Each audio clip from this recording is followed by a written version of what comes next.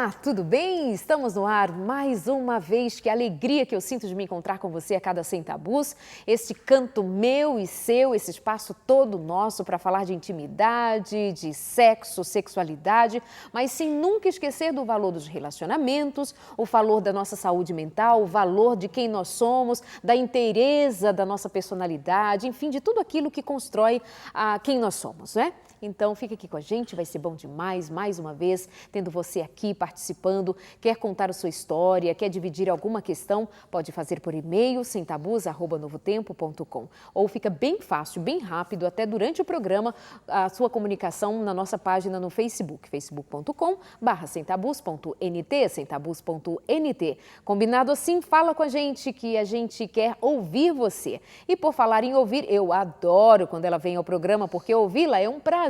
Pergunto pouco para ouvir bastante. Reivli Melo, bem-vinda. Olá, minha amiga. É um grande prazer revê-la, um grande prazer estar com esse público majestoso que está lutando pela felicidade e a saúde emocional. É assim mesmo, a gente luta para ser feliz, né? Graças a Deus. Isso significa que estamos investindo no eu. Enquanto eu brigo, eu questiono, eu busco, significa que eu estou investindo nessa pessoa que sou eu. Então, que perguntem, que questionem, que sugiram, que contestem, significa investimento. E quando às vezes nós dedicamos muito tempo para trabalhar, para estudar, para se relacionar e etc., esse também é um investimento, uma busca para ser feliz, mesmo que às vezes a gente perca o rumo, né? Por exemplo, investir na sexualidade, perfeito, mas tem gente que só investe no sexo, ato sexual. E isso não é busca de felicidade no sexo, podendo encontrá-la no sexo. Vai ter que ampliar, né? Buscar outra felicidade. Como diria o Roberto Chiniachik, vamos ter que buscar novas fontes de carícias. Não só ele, como o próprio Eric Berne, né? Assim, busca outras fontes de carícia. Isso é um dado entre muitos para você se realizar sexualmente. Então tá, digamos que tem ali um casal do outro lado que está num momento assim, eu diria, meio sem graça, meio sem salzinho na vida sexual, e aí a gente talvez pudesse dizer aqui para eles, olha, invistam nas carícias. E aí nós ficaríamos numa linguagem sexual, mas outros tipos de carícias seria ao longo do dia, em torno da vida, seriam coisas mais ricas, é isso? Ah, com certeza. O estímulo sexual não começa pelo ato do desejo, ou pelo simples desejo de querer o sexo, mas o que a gente faz durante o dia que envolve o outro de uma forma tal que ele nos queira em intensidade. E esse querer em intensidade culmina no estar um com o outro dentro do outro. Não é interessante? Eu quero tanto que eu quero isso. Muito bom. Bom, mas aqui é só abertura, a gente vai voltar a falar dessas coisas assim que passam talvez pela tua necessidade de agora, para você que é mais jovem, para você que está descobrindo a vida sexual agora. Fica aqui com a gente, é para você também. Mas eu quero falar um pouquinho, perguntar um pouquinho para a Reivli a respeito da vida sexual para a terceira idade. Para os mais maduros, e a partir dos 45, 50 anos, 40 anos, já começa a ficar alguma coisa atenta, porque alguma coisa vai mudar. As fases na vida vão acontecendo e alguma coisa vai mudando, né? Terceira idade. Então a gente recebe assim perguntas dos mais velhos dizendo, Arley, de nós. E a gente como é que fica? E o negócio não está funcionando mais como antes. E agora como é que eu faço? O que dizer sobre o sexo na terceira idade, Reivli? Pode ser perfeito, dependendo do que eu penso sobre o que é a terceira idade. Como eu me olho no espelho, como eu analiso as minhas mudanças corporais. A nova representação que eu faço desse corpo cuja gravidade vem trazendo algumas quedinhas. Oh, gravidade! Umas quedas graves, né? Umas quedas graves, inclusive de pálpebra. Pálpebra é o mínimo, amiga. É o mínimo, é verdade. Esse aqui dá-se um jeito, como você disse, né? Mas essa representação do corpo que eu tenho jovem e agora esse corpo que está envelhecendo, às vezes gera uma coisa que nós chamamos de luto. E quando esse luto não é elaborado e eu não consigo aceitar que esse corpo jovem fez uma história, por isso que está ali, e que pode ser igualmente admirado e amado do jeito que ele está, porque não é o corpo que representa o amor, mas os valores que estão dentro desse indivíduo e que norteiam a relação, eu começo a gostar das rugas, eu não me assusto tanto com essa gravidade e sei que a forma de amar também vai ter alguns ajustes. A forma de se relacionar no sentido do sexo, né? Eu tenho um desejo, mas pode ser que a ereção do marido não acompanhe esse desejo que eu tenho ou que ele próprio tenha. A gente sabe que há um declínio em todas as ordens. Entender e aceitar isso será o diferencial. Agora, brigar com esse corpo, em busca e na saudade, por não ter elaborado um luto desse corpo jovem e da forma como realizava a relação sexual, assim como a intensidade, a periodicidade, pode gerar uma sensação, vamos dizer, um tiro não é a palavra, mas um tapa, uma coisa difícil na autoestima. Isso é um toquezinho negativo na autoestima. Isso eu preciso lembrar que eu fui bom e sou bom nessa idade do jeito que sou. Para essa idade, o que eu faço está muito bom. Entra uma necessidade de aceitação, então, disso muito clara. Não tenho dúvida. Porque se eu me nego, por exemplo, às vezes eu fico pensando a respeito da mulher quando ela entra no período da menopausa. Se ela aceita, eu creio que possa facilitar. Se ela nega, ela se nega para si, para um tratamento, para uma busca de uma saída, se nega para o marido, se nega sexualmente, caiu a libido, não, estou na menopausa. E o marido diz assim, e eu aí? Precisando e não sendo atendido. Exatamente. Né? Então, tem que ter uma aceitação do casal, claro, mas principalmente de si. Agora, para a mulher perceber assim, tô na menopausa, é tipo assim, tô velhinha, não é exatamente isso. Mas se ela não aceita, como é que fica? Então, se eu faço essa relação, tô velhinha, porque realmente cessa a menstruação, há uma secura maior vaginal, lubrificação reduz sensivelmente. A libido, enquanto desejo, parece ter um decréscimo significativo. Então, fisiologicamente também, ou como os endocrinologistas falam, né? Essa parte hormonal sofre uma alteração relevante. Ora, eu sei que isso está acontecendo, mas entre associar a menopausa a um velhinho, há uma grande diferença. Bote velhinho lá para os 90 e muito, e olhe lá. E olhe lá, que tem alguns com 80, 85, 90, vivendo com qualidade. E as pesquisas revelam que o declínio começa dos 40 e poucos para até os 50 e tantos, depois de 50 e tantos a 70 e até 85, quando o declínio é maior.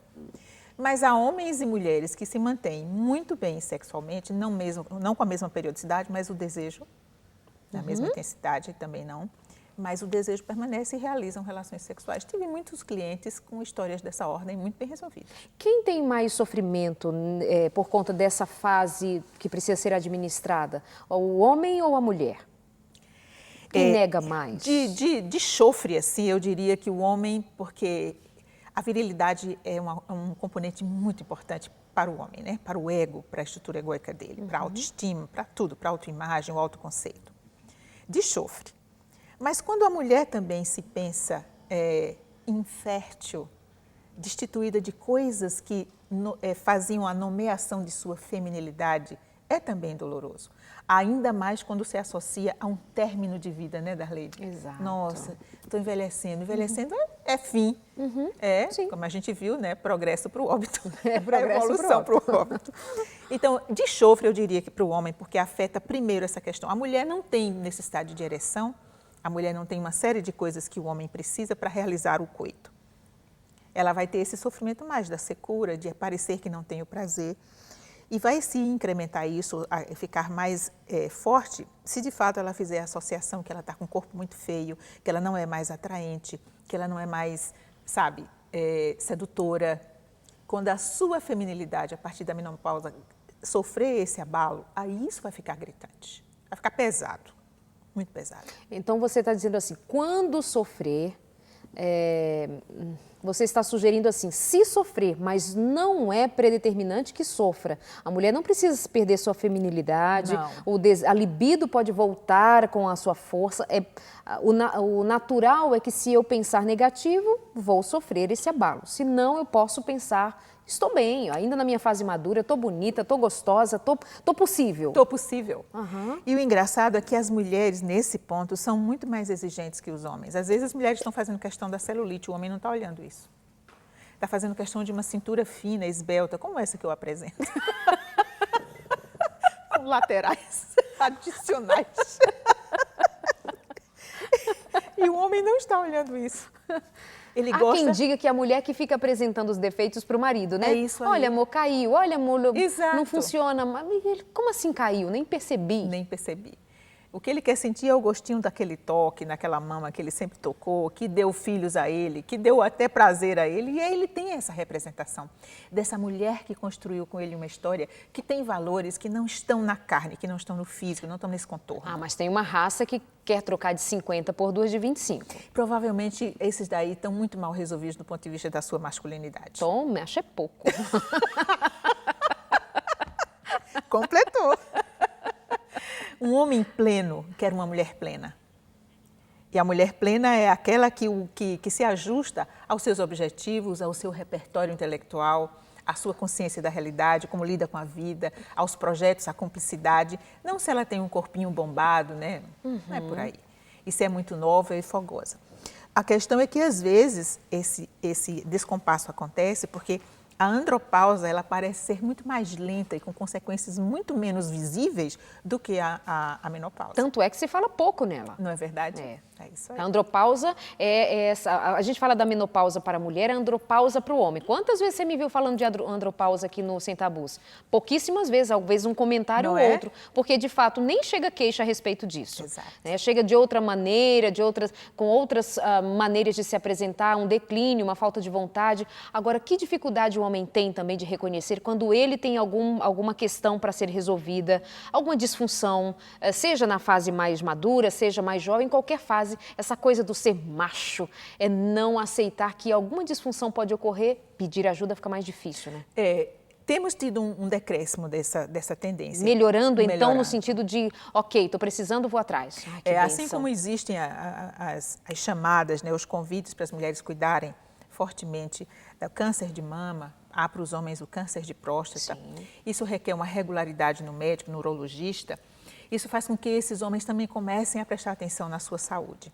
E quando acontece a questão da redução da libido sexual masculina e, por isso, uma dificuldade maior de ereção, já existe uma propaganda contínua, né, sobre os viagras da vida, o azulzinho, o que quer que seja da vida, que dá a esse homem o mesmo desempenho.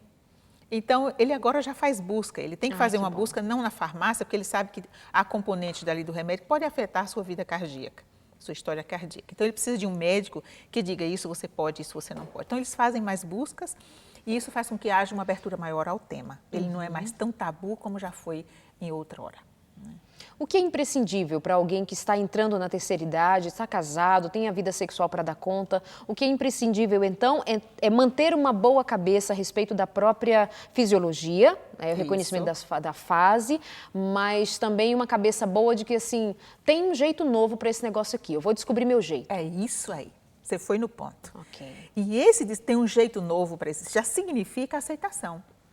E significa um luto bem elaborado, né? Desse corpo jovem que tinha um desempenho extraordinário, com o que ele chama e conceitua de extraordinário, com aquela dada periodicidade ou intensidade, não importa, mas ele está vendo que ele ainda mantém desejo e que ele ainda mantém realização desse desejo, um novo modus operandi. Olha, fazer isso e aceitar isso é saúde. É saber viver, né? Não é ficar analisando a lacuna. Eu era e agora eu sou. E é pobre de mim, me perdi aqui. Não, agora estou assim, mas quais são as alternativas? Agora, olha o desencontro. Quando a mulher está numa fase desse novo ajuste, que vai necessitar, uma fase de transição, né? E esse marido não está nesse momento, não está junto com ela, ou essa mulher não está junto com ele na medida em que a libido dele foi diminuindo, em que a frequência desse sexo foi diminuindo. Se os dois não estão caminhando junto, eu posso ter uma ruptura nesse relacionamento? Se não necessariamente, se não no relacionamento propriamente dito, sim, mas na forma e no que esse relacionamento trazia. Há pessoas que se permitem permanecer casados, não necessariamente vivendo como marido e mulher. Mas não há o que a gente chama de realização nem felicidade. Outro dia, um motorista que me conduzia para um trabalho estava contando, aos 65 anos, que a esposa dele, há mais de 10 anos que eles não tinham mais vida sexual. E o assunto começou porque ele começou a dizer que a vida estava sem sentido. E eu, de chofre, perguntei, como é a sua vida conjugal? E aí o tema veio à tona. Então, veja, ele não se sente uma pessoa buscada, a mulher tem um tratamento rigoroso e estúpido com ele, e aí a vida para ele, tá vendo? Ele é agora meramente o provedor. Cadê esse outro papel, esse outro sentido? Mesmo que isso se acabasse, ele não pudesse. Mas que comportamento ela precisaria ter para mostrar que ele continua ocupando esse lugar? Se ela não faz isso, ou vice-versa, ele não faz com ela, já não estamos em sintonia, já não há mais vínculo. Quando o vínculo se perde, a possibilidade da relação se romper, ainda que não textualmente, é muito alta. Nesse caso, o afeto tem mais peso que o ato sexual. Ah, mas eu não tenho dúvida. O que você chamou a princípio de cumplicidade? Por que é bom estar com essa pessoa? E que peso você dá para a relação sexual propriamente dito nesse processo de intimidade, de cumplicidade também? Quando faltar, vamos administrar.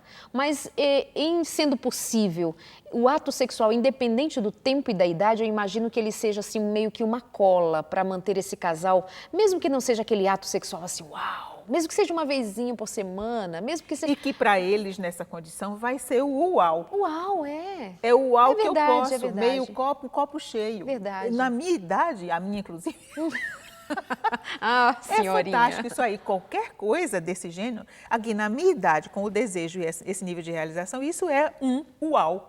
Uau! Uau! Dei chute na bola, fiz gol, né? Que bonitinho. Então, ele é importante, porque os dois ainda se sentem, vamos dizer, masculino e feminino. Isso é importante, não só meu velho e minha velha.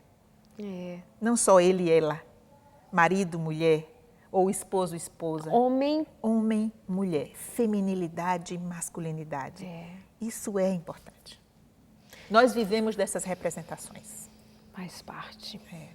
Vamos ali no intervalo rapidinho, já voltamos. Aproveita e pede a revista Família Feliz, que eu sempre gosto de lembrar para você, no nosso site, novotempo.com/sem tabus, novotempo.com/sem tabus. Eu acho que agora eu falei tipo as meninas do aeroporto. Atenção, senhoras e senhores, nós vamos ali para o nosso rápido intervalo e já voltamos. Até Ficou já. mais que sexo, ficou sexagenário.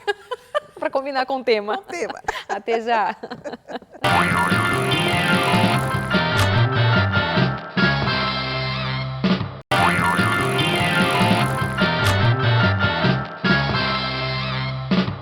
Eu e você e a psicóloga Heivli Melo aqui no programa de hoje e querendo participar, eu sempre falo para você fazer sem a menor cerimônia. facebook.com/semtabus.nt ou por e-mail semtabus@novotempo.com. Fique aqui a toda hora ou qualquer momento você pode fazer essa interação com a gente. Deixe a sua pergunta ali, aquele espaço é nosso. Comente o programa, diga se está bom, se está interessante, se você tem aprendido. Participando, a gente entende você e você acaba chegando mais perto aqui fazendo esse programa junto com a gente, tá bom?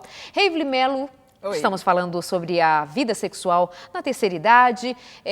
Sabe que eu fico pensando que às vezes os mais novos olham para os mais velhos e já dão o seguinte rótulo: estão velhinhos? Não tem sexo não. Vovô e vovó? Ixi, faz sexo não. Pra quê, gente? Pra Isso é coisa quê? de gente jovem. É verdade.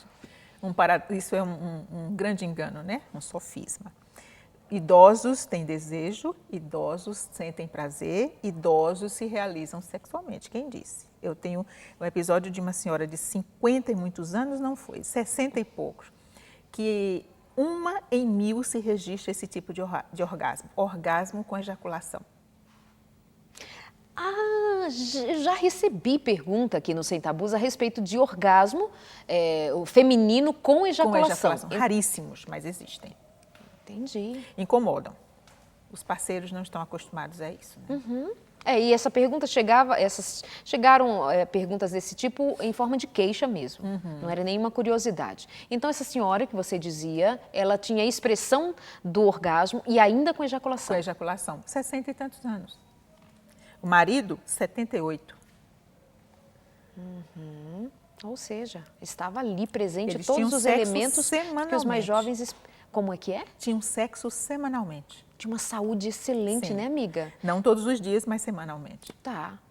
Devia fazer uma caminhada, boa alimentação, qualidade de vida, porque vida sexual tem a ver com isso também, né? Porque a gente tá ficando velhinho também, muitas vezes, porque não se cuida, viu? Às vezes tem gente com 30 anos com um jeitinho de velhinho já, de que tanto que não se cuidou. E já tem os mais velhos, está comprovado isso, que a qualidade de vida a gente está vivendo mais por causa do cuidar de si. Então, quer ter vida sexual boa? Investe na atividade física, investe na alimentação, investe nos cuidados com o corpinho. Né? Mesmo que com as ruguinhas, enfim. Perfeitamente. Isso que você falou é muito significativo. Olha só, às vezes quando a mulher está pensando assim, estou na menopausa, a gravidade derrubou tudo que eu tinha de interessante. E aí ela começa, inclusive, a se sentar e a andar, de fato, como uma pessoa pesada. Então ela não tem mais charme no sentar, ela não tem mais charme no caminhar. Começa a colocar roupas muito coloridas, estampadonas, tungões. porque estão um pouquinho mais cheinhas, mais gordinhas, né? E a colorida é por quê? Para disfarçar o quê, né? É, aquilo que eu te falei aqui dos apêndices lá atrás. A cinturinha de pilão. Isso, essa cinturinha de pilão aqui é bem para isso. Nossa, à medida que ela vai se impondo esse tipo de apresentação, ela começa a ser aquilo. E aquilo é um círculo vicioso. Ela começa a ficar pesada. Senta, na hora de levantar. Mas as articulações, amiga, não ajudam também? Vamos trabalhar, nada de muita carne, nada de muito feijão, não é? Para não ter muito ácido úrico e ir melhorando essas articulações. O que essa pessoa na terceira idade, o sexo dela, a maneira como ela se enxerga, tem muito a ver também com o que ela aprendeu em casa, como é que os pais envelheceram, passa por ali também. Totalmente. A representação dessa família, desse casal, homem e mulher, né? Os pais, como eles viviam o afeto, como eles viviam a sexualidade, isso marca também, minemicamente, esse eu que sou hoje e que agora estou na estrada deles, que é o envelhecimento. Então, eu penso que se eles eram assim, eu também sou. Uhum. Então, veja quanta revisão mental a gente tem que fazer. O homem é o que ele pensa, repito sempre isso. E o corpo é palco do cérebro. Perfeito. Grande parte do que nos acontece nós provocamos. Perfeito. E aí vamos para Shakespeare, nós somos feitos da matéria dos nossos sonhos. Que ótimo. Se eu me vejo velhinha e sonho já com o fim da vida, é isso que vai acontecer. Eu sou feita dessa matéria. Eu sou velha mesmo. Sou velha mesmo. Sou velho mesmo. E aí, impressionante as escolhas que vão fazendo, né? Outro dito bonito, as escolhas que fazemos ditam a vida que levamos. Eu escolho ser velho inteiro e feliz ou eu escolho ser velho num processo de evolução para o óbito?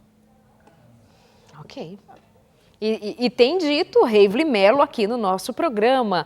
Você que manda pergunta para nós, sempre são perguntas muito bem-vindas, sempre são perguntas que fazem todo o sentido para a gente jogar aqui na conversa e repercutir aí na tua história. Vai guardando tudo isso, vai pensando nisso. Estou falando para um casalzinho, e eu tenho casais lindos ali do outro lado, que já têm ali 70 anos, 75 anos, e quando os encontro por aí afora, eles falam, vou dormir mais tarde. Teve um casalzinho que falou assim para mim, mudamos até nossos hábitos lá em casa para dormir mais tarde e assistir o Sem Tabus. Olha que E assim, linda. você viu o casalzinho lindo, dona Adelaide? Beijo para você. E ela dizia, contando aquilo para mim, e o maridinho assim do lado, confirmando, Exato. né? Então, velhinho, velhinha, mesmo que a gente diga esse nome assim, possa parecer pejorativo, aqui nós não estamos usando dessa maneira, mas que coisa gostosa ver ainda que tem romance, que tem amor, que tem cumplicidade, que tem meu velhinho para cá, meu velhinho para colar, né? Que coisa bonita. Você assistiu uma entrevista de Nissete Bruno depois que o Paulo Goulart morreu? Emocionante, que coisa linda. emocionante. Ela disse assim, quando eu sabia que ele ia chegar, eu me mantinha arrumada, maquiada, cabelo impecável. Se eu estivesse num set de gravação, tudo bem, ele podia me ver de bob ou qualquer coisa, mas fora disso eu sempre me preparava para ele. Foi lindo. Isso é gostar de si mesmo e gostar dessa relação, querer estar nessa relação para o outro, satisfazer o outro. Então, porque o que é o amar? É querer o bem do outro. A Hebe também falava que ela estava sempre bonita por respeitar o público dela. Então, assim, essa coisa de a gente se cuidar, se amar, se ver bem e respeito ao outro também faz todo sentido, né? Outra máxima da etiqueta. Ela diz assim, estou vestido para quem imagino que você seja. É bonito? É bonito. Ela nos protege de uma série de coisas, a etiqueta social, cerimonial e profissional nos protege e ajuda essa questão. Se você me convida, por exemplo, para almoçar em sua casa e a sua casa só usa em qualquer refeição colher, eu não pedirei garfo. Uhum. É um respeito a essas idiosincrasias, esse jeito de ser de cada pessoa. A etiqueta nos previne disso. Não faz isso. Não faz isso, não. Se faz isso, né, muda. É isso mesmo. Aprende. Aprende. Muito bom. Agora nós vamos falar um pouquinho a respeito da vida dos jovens. Falamos a terceira idade. Vamos então voltando aqui um pouquinho, porque tudo começa agora enquanto mais novos, né? Perfeito. Para a gente chegar na fase mais velhinha. Se bem que assim, amigo, ainda estou chocada com você ser uma sexagenária. Viu que eu sou sexy? Linda. De alguma forma eu me tornei sexy. Sexagenária. Sexagenária, feliz da vida, com pneu e tudo. Que barato. Enfim, vamos falar um pouquinho. Eu tenho um caso aqui de um rapaz, ou dissemos tudo sobre a respeito da sexualidade da terceira idade, tudo assim. Pense no tempo de um programa e com essa fluidez aqui de um tema que chegou em cima de uma questão para a gente tratar. Quer dizer algo mais? Só um aspecto que eu tenho favor. observado nos casais mais idosos, ou pelo menos com mais idade, né? Que por conta dessa imagem de um corpo vamos chamar em decadência, né? Eles tendem a negar o desejo, achar que não é para ter desejo. É como se velhos, como você disse a princípio, fossem assexuados. Então, esse é outro paradigma que impede também o movimento hormonal e o movimento de preparo para um coito, né, satisfatório. Então, tem o olhar externo, que demanda a seguinte ideia, velhinho, velhinha, não tem sexo, são assexuados. É o externo. Sim. Mas também o indivíduo pensa de si mesmo, não tem o direito a isto? Não tem. E assim, eu estou muito parecida com meu pai e minha mãe, isso não é mais época de estar pensando em sexo, não. Tá vendo? Como a gente vai se cortando, né? Se impedindo de ser. Por que não pode? E o desejo está lá, fluindo, acontecendo, gritando, pedindo. Exato, pedindo. E a gente não atende.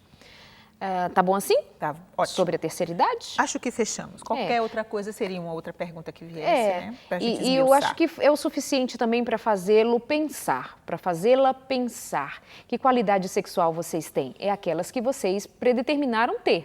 Se tem alguma questão de saúde para administrar, vamos buscar o doutor. Exatamente. Né? Se estamos precisando administrar uma qualidade de vida, vamos lá, vamos cuidar da saúde. Precisa tomar um remédio? Vai tomar remédio. Agora, a cabeça tem que estar boa para entender que no contexto da terceira idade, o fato de você ter mais idade daria até o repertório maior de uma experiência, né? Mas você tem que usar a seu favor. Vamos pensar agora nos mais novos. Tem uma pergunta aqui de um rapaz que eu separei e ele diz o seguinte, vocês estão pensando... Peraí, deixa eu identificar. Vocês estão pensando que é fácil ser jovem e ser virgem agora? Ele diz, eu tenho 27 anos de idade, já me sinto meio que um ET, mas tenho conseguido administrar meus desejos. Mas que, por favor, digam aí que não é fácil. Não, mas deixa eu te avisar um negócio. Nós nunca dissemos que era fácil. Isso. Muito pelo contrário, a gente disse que é muito difícil. Muito complicado, né, amiga? Quando você fala para jovens, você gosta de trabalhar esse tema a partir de que aspecto? Identidade. Opa, e como ele precisa, né? 27 anos. Certa ocasião, eu referi isso num programa que o NASP oferece. O NASP é a nossa universidade em São Paulo, Engenheiro Coelho, tem uma dessas universidades que é onde você mais atende com suas palestras, trabalho, né? Atuo, exato. E eles perguntaram algo desse gênero. E eu referi a história de uma propaganda que eu vi, na Globo, inclusive, que falava sobre um grupo que usava drogas e que queriam a todo custo que uma dada moça fizesse parte desse grupo. Ela era do grupo, mas ela nunca usava drogas. E um dia, as pessoas do grupo começaram, os amigos, né, vamos chamar assim, a chamá-la de Maria. Ah, você é uma Maria mesmo. Tipo assim, você é uma covarde, você não enfrenta nada. E ela olha para o grupo com muito carinho e diz assim, Maria eu posso ser, mas não vou com as outras. Que ótimo! Quando nós decidimos uma identidade, é por inteiro. Então, se ele decide ser nação santa, sacerdócio real, povo escolhido de Deus, é inteiro, porque senão não dá testemunho. Testemunho fala mais alto que a palavra. Na hora que ele ergueu essa bandeira e decidiu ser esse cristão, é disso que ele está falando. Essa batalha é árdua, e é mesmo, mas a vitória é extraordinária. No dia que esse senhorzinho, desse menininho aí, casar, que festa na floresta vai ser a lua de mel. Porque ele vai destampar a tampa de tanto tempo, né? Esperando para aquele momento. Vai fazer uma descoberta só dele com ela. Vai ser uma relação única, sem sombras. E você imagina a completude, a confiança, a plenitude que vai acontecer nessa relação por essa fidelidade a essa bandeira que ele ergueu um dia. Então, você quer ser conhecido como o quê? Uma pessoa inteira ou parcial? Uma Maria vai com as outras ou um Zé vai com os outros? Exato. Eu só quero fazer uma observação que Maria não tem nada a ver com ser com as outras, que esse nome é lindo, tem uma força especial, maravilhosa e tenho dito, meu primeiro nome é Maria. Perfeitamente. E é lindo mesmo. Os grandes romancistas, bem como os musicistas, compositores usam sempre o nome Maria como inspiração. Não, mas é lindo, É né? quase coisa de ninfeta. Verdade. Ô, princesa, mas como que a gente vai falar de identidade para uma galerinha bem jovem ali, seus 15, 14, 16 anos, tomado de uma pressão absurda de que todo mundo está fazendo e você precisa fazer também? Como é que faz? Primeira coisa que nós precisamos pensar é que nós não somos todo mundo. Ótimo. Você tem um grupo de amigos, de parceiros, de colegas, mas você é Pedro, o outro é João, o outro é Augusto, o outro é Roberto. Você é João, você é Pedro, fica com você. Porque isso é a única coisa que vai lhe dar consistência na vida. Então, porque todo mundo está fazendo, isso se transforma em lei? Não se transforma. A pergunta é por que quero fazer? É porque todo mundo está fazendo e eu quero fazer parte desse grupo? Ou eu quero fazer porque eu quero descobrir? Mas é hora, descobrir vai me agregar o quê? Que ganhos eu terei com essa descoberta tão precoce quando as pesquisas são claras, cientificamente, inclusive na Unicamp, mostrando as perdas, inclusive na inteligência, por essa precocidade, pelos medos do que pode acontecer de uma gravidez precoce, doenças transmissíveis, coisas do gênero. Por exemplo, as pesquisas revelam uma tendência maior à depressão nas meninas que tiveram episódios sexuais precoces. Um certo baixo rendimento escolar também na mesma condição. E nós não estamos falando de pensamento religioso. Não, é pesquisa, ciência, não é religião. Então você precisa se perguntar por que eu quero fazer. É gostoso? Certamente é, mas pensa no 1 minuto depois. O que fica? Era isso mesmo que você queria? Ou você só queria ser parte do grupo para contar, eu também fiz e sou mais um? Como é que eles têm aquele ditado, é boca virgem, né? BV? É, BV. Pois é. Ah, não sou mais boca virgem. Sim, e... Ou o grande sofrimento é, puxa, só eu sou BV, todo mundo na minha turma já beijou. Exatamente. Agora, é muito desleal a pressão, é muito desleal nessa corrida, o indivíduo que se nega a fazer o que todo mundo está fazendo, entre aspas, parece estar sempre em desvantagem, porque hoje a minha galera está dizendo que foi muito bom beijar tudo que eu beijei, foi muito, cara, eu fiquei com ele é demais. E aí o BV, ou enfim, que pensa, está se olhando, puxa, será que eu de fato sou normal? O que eu faço? A princípio, quando eu te respondi sobre o Will Schutz, num outro programa que nós tivemos, se tudo nós queremos é nos sentir incluídos, importantes e aceitos. Talvez a pressão maior esteja nesse... O que esse autor fala a respeito de três fundamentos do comportamento humano. Repete. Meu desejo é contínuo em ser incluído, em me sentir importante, em me sentir aceito. O problema é que nós nos tornamos reducionistas, nos reduzimos a ser aceitos por causa desse BV, ou por causa de uma virgindade perdida, ou praticada, um sexo praticado. Sim. Você não é só isso. Você não é parte de um grupo, de uma sociedade, porque você faz o que todo mundo faz. Se você não está contra o código social de uma cultura, ou o código moral e até ético, você já é parte. O mais bonito disso, Darley, é que você se transforma em luz, você se transforma num educador e você passa a ter muito mais vantagem, porque você passa a ser o senso crítico, você passa a ser o conselheiro. As pessoas se voltam a você, você é fonte de confiança para conselho, para ideias, para trocar ideias de problemas que estão passando. É impressionante como você ganha um outro patamar. É verdade. Porque a sua segurança egóica é tão significativa que você contagia o grupo. Se torna referência. Então pense no que é vantagem. O que é vantagem realmente? Os estudos ainda mostram que essas pessoas que se preservaram mais e praticaram o sexo mais seguro dentro de uma relação vinculadora ou vinculada, realmente uma relação inteira, tiveram casamentos muito mais saudáveis. Bom demais ouvir a Rivli falando aqui pra gente sobre este tema. Já falamos de terceira idade, vida sexual para os mais velhos, agora para os mais novos. Interessa para todo mundo, né? O bom do Sem Tabus é isso, que tem um lugarzinho para todos nós, para aprendermos juntos, tá bom? Estamos na mesma jornada, mesma caminhada, então vamos lá, aprendendo juntos. Depois do intervalo a gente volta com a última parte do programa e nós esperamos você até já.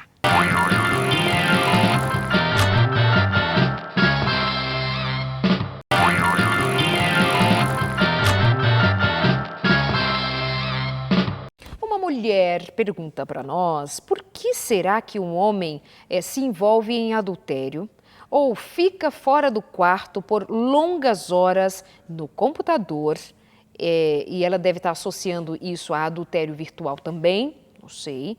Será que a culpa é da mulher, que não cumpre o seu dever de esposa? Tem uma série de mulheres que se sentem culpadas pelo comportamento do marido, né? Isso é sempre... Isso pode ser correspondente à realidade ou às vezes é uma fantasia feminina de que assim, ai, onde foi que eu errei? Por onde passa? Nós somos uma sociedade de achar culpados. Nós não somos uma sociedade voltada para resolver problemas. Nós somos muito mais voltados para achar culpados. E a educação nos faz pensar assim. Essa pessoa que pensa que sempre é responsável por tudo é como se ela mantivesse um sentimento infantil de onipotência. A criança tem esse sentimento, né? Até uma certa idade, tudo que acontece ao seu redor, ela é responsável, ela causa aquilo. Os pais se separaram, a culpa é dele, os pais brigaram, a culpa é dele. Então, alguma coisa dessa parece permanecer para quem pensa ser culpado e responsável por isso. Por outro lado, é possível também que seja. Se ela não está correspondendo a esse marido de alguma forma, vamos dizer que ele tenha preferências sexuais que ela não adota. Então, pode ser que ele não aceite que isso seja assim. Ela, por sua vez, não busca ajudá-lo a reeducar-se nessas formas, vamos chamar assim, menos adversas ou menos saudáveis, eu vou chamar assim, porque existem estudos sobre isso também, né? Para que ele aprenda a ter prazer das formas, vamos dizer, mais comuns. Ela não, na hora que ele rejeita, ela também se esconde, se retrai ou se defende. Aí a gente já começa aquele processo de separação, de rompimento, de afastamento, né? Por outro lado, é possível que nada disso esteja acontecendo. Ela corresponde sim, ela é uma parceira, ela é uma cúmplice, ela é de fato uma coadjuvante na cama. Mas aí a gente vai entender que é possível que o problema esteja mais do lado dele. Então, o Dr. Paulo Gaudêncio diz que o uso da pornografia, bem como da masturbação excessiva, está relacionado a um alívio de tensão. São pessoas um tanto quanto reprimidas e com dificuldades na relação edípica, não resolvida, e que por isso temem a falha. E por temer a falha, buscam recursos onde não há uma avaliação direta, porque o virtual não avalia a performance, correto? O desempenho.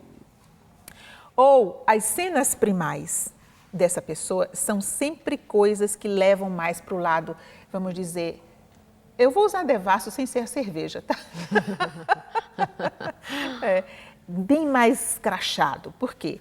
É a única forma que ele encontra de não ter travas para o seu medo de não desempenhar-se bem sexualmente.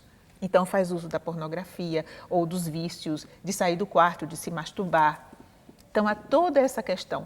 Não dá para se culpar de cara sem fazer uma análise crítica, em primeiro lugar em si próprio, do que ela pode estar deixando de corresponder e o que ela poderia fazer para trazê-lo para esse leito e não para que ele fique na tela. Se não for, falar para ele do constrangimento e do que isso está gerando para o casamento. Como que ela está se sentindo como parceira, né? E juntos buscarem ajuda.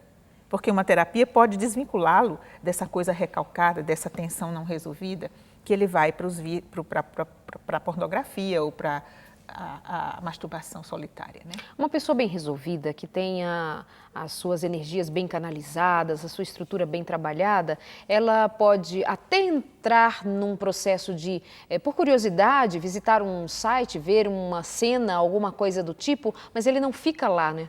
Não se prende àquilo. Não. Olhei, saí. Conheço N homens que inclusive acham filmes pornô a coisa mais deprimente. Aquela coisa borrachuda que você não vê nenhuma relação, é só troca e aquele barulho horrível. Acham deprimente muitos homens. Que ótimo que seja assim, que ótimo. Sim, muitos. Não se prendem a isso. Para quem entra pelo caminho da pornografia, o retorno é difícil. Para quem entra e não... É um caminho difícil. Por que essas disfunções da mente em torno do sexo se torna tão difícil de ser resolvida? Ou é impressão minha? Não, lembra do que nós tivemos estudos sobre as dopaminas e as vasopressinas que geram o vício. Por exemplo, por que o adultério? Às vezes porque esse homem também não aprendeu a se satisfazer com uma única mulher, teve muitas parceiras e hoje é difícil se vincular. Assisti um sermão recentemente do pastor Bullion, dizendo que homens mulherengos não são necessariamente, pensam que estão provando que são machões a partir disso, né? Que uma mulher só não os satisfaz. E eles precisam de muitas mulheres. Mas, ao contrário, eles têm medo de não ser homem. Na realidade, eu leio de uma forma um pouco distinta. Eles têm medo de amar e se apegar. Há muitas pessoas que têm medo do apego, medo de amar.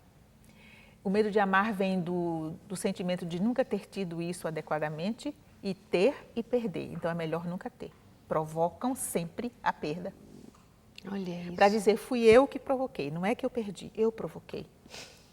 Há um estudioso chamado Steven Rosner, que escreve o livro O Ciclo da Autossabotagem. Fantástico. E tem muita gente se auto-sabotando sem ao menos perceber, não é uma coisa perceptível. Não, é do inconsciente. Não dá para perceber. Tem o pastor Felipe Heiderich, com quem eu já fiz aqui alguns programas, ele tem 2 palestras, inclusive nós as abordamos aqui no programa, uma delas que é o homem com o espírito de mamão.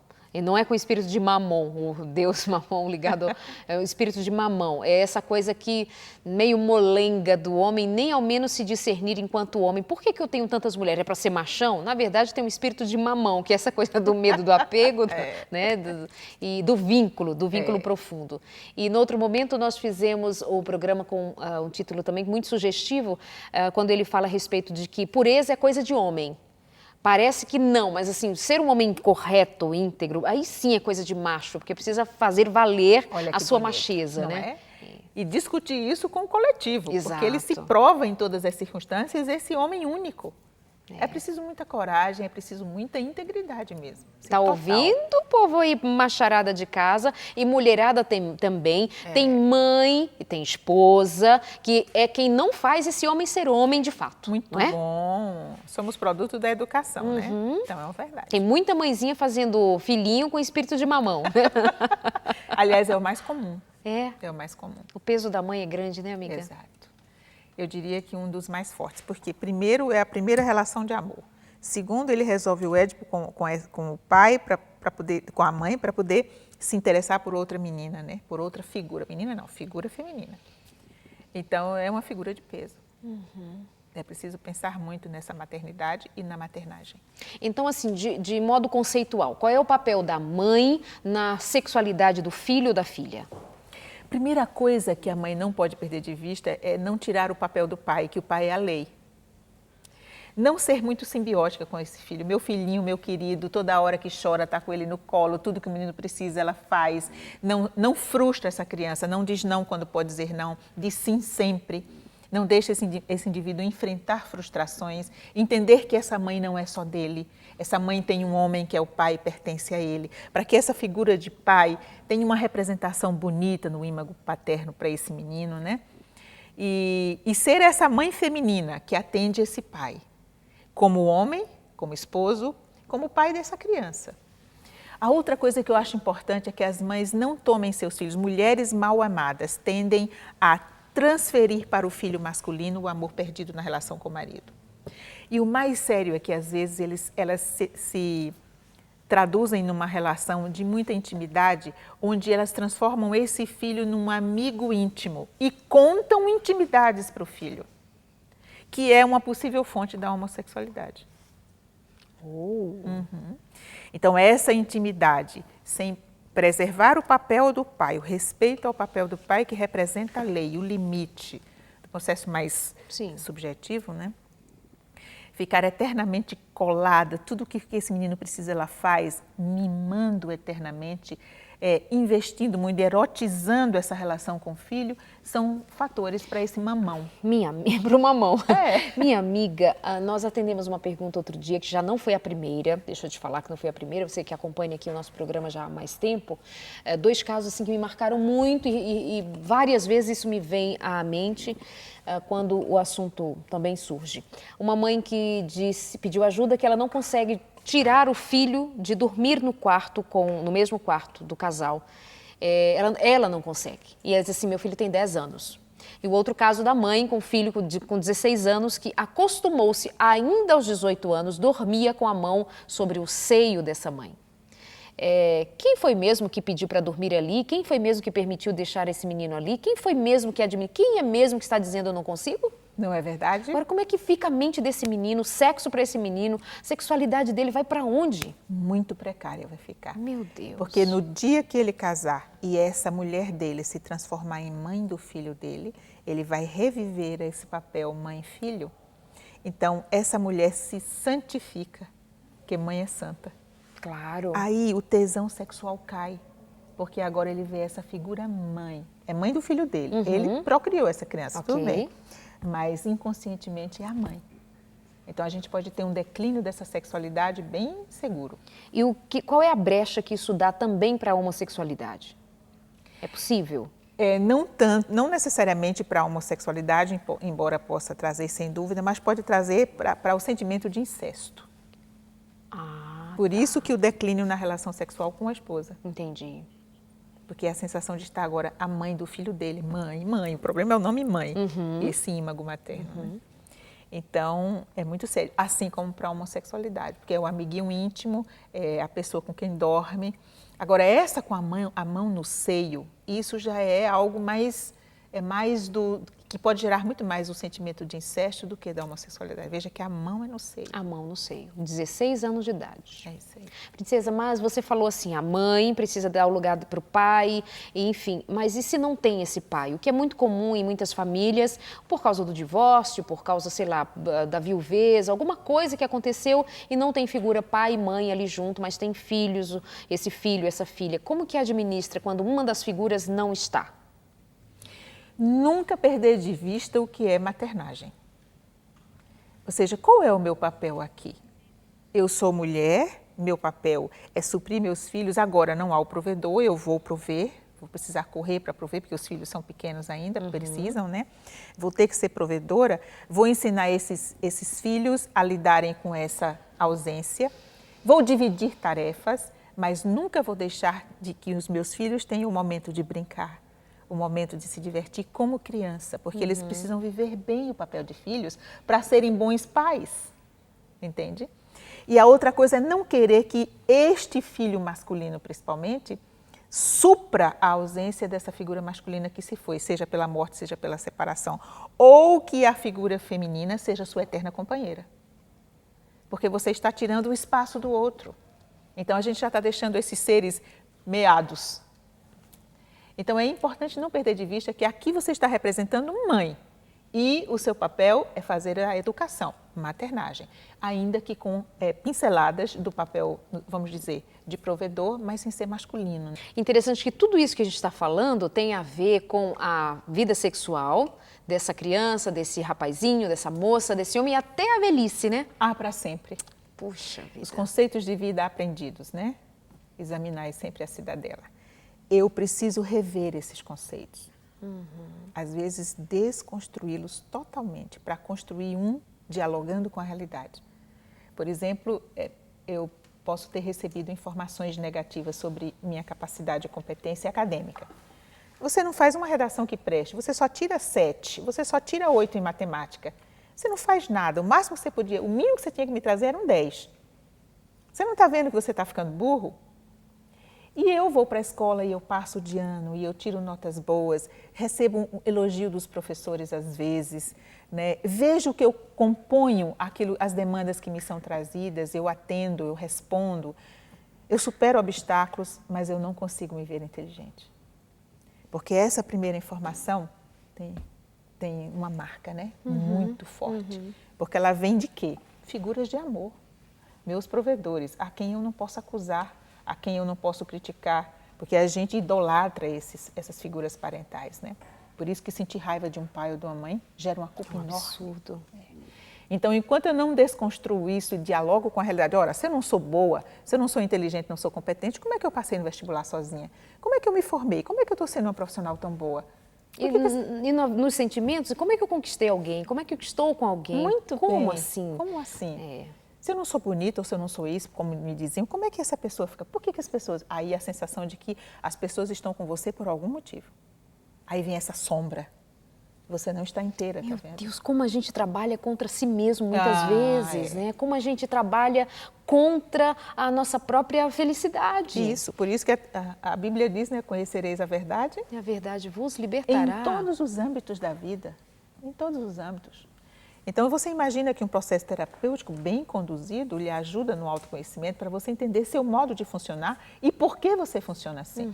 E aí você decide como quer funcionar. Freud, quando atendia suas pacientes, notava que, a despeito agora da consciência de sua histeria, muitas queriam permanecer, mas agora permaneciam conscientemente. Queriam permanecer histéricas, Sim, doentes. Ou seja, agora não mais. Agora aquele histrionismo estava ainda a serviço de fazer uma fala, né? Porque o histrionismo do histerismo está em função da expressão de uma hostilidade reprimida ou de uma sexualidade reprimida. Ok. Então, pelo menos elas falam de alguma forma. Ei, amiga, né? essa história de sexualidade reprimida é um negócio assim, é uma bomba, relógio que explode a qualquer hora, né? Outro dia uma moça mandou a seguinte pergunta, era uma moça ou um rapaz? Enfim, a pessoa mandava a seguinte pergunta, estou sempre de mau humor, mas foi interessante que a percepção assim, estou sempre de mau humor. E um colega do trabalho teria dito que aquele mau humor estava vinculado ao fato de ela não fazer sexo. De aquela pessoa não fazer sexo. E ela ficou assim muito irritada, aquilo para ela foi uma ofensa. Mas enfim, tem a ver o nosso estado de humor, o nosso estado de bem, o nosso estado com a energia também, como ela é canalizada, não só para o aspecto sexo, mas quando a gente se nega algumas coisas, tem medo, essas coisas todas, fica doído de viver, né? Produzindo contra si. Dentro desse contexto que você acabou de descrever, sim. Mas eu posso ter uma oscilação de humor também baseada no meu temperamento dominante. Por exemplo, Hipócrates falava do temperamento nervoso, ou o que ele chamava de melancólico, né? Que são pessoas que apresentam uma oscilação de humor muito constante. E dá a impressão sempre para o outro que assiste essa pessoa que é uma pessoa azeda. Né? Agora, outra coisa pode ser de fato um problema hormonal. Os problemas da tireoide afetam rica e profundamente as questões do humor. A outra questão, por exemplo, na bipolaridade, a questão do lítio na corrente sanguínea também vai alterar o humor. Então, ela não se restringe a um fator relacional, emocional ou psíquico. Ela também pode ter fatores bioquímicos. Claro. E é preciso olhar, porque a gente é esse todo, nesse sistema. Então, o que ofendeu, todavia, deve ter sido o fato de ou ele dar de cara com o que ela escondia e revelar esse segredo, né? Tão evidente para o outro que ela escondia tanto, e desmascarar essa sensação, o que se diz, nossa, que mulher mal amada. E mulher mal amada traz como construção de entendimento, mas como interpretação, uma mulher indigna de amor. Aí eu sou o quê? O pó de nitrato.